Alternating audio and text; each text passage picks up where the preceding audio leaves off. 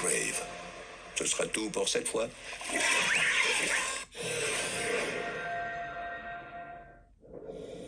Cette émission est disponible en vidéo description.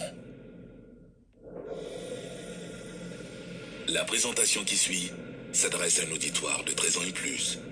Elle contient des scènes de violence et certains passages dont le langage est vulgaire.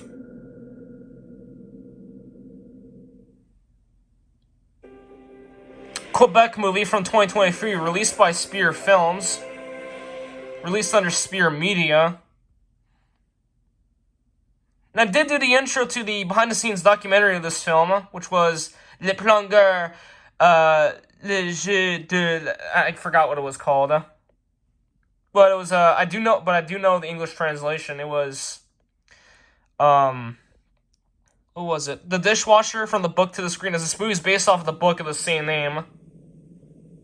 And this is one of the very first movies to be released by Amina Films, although the Amina Films logo is not shown.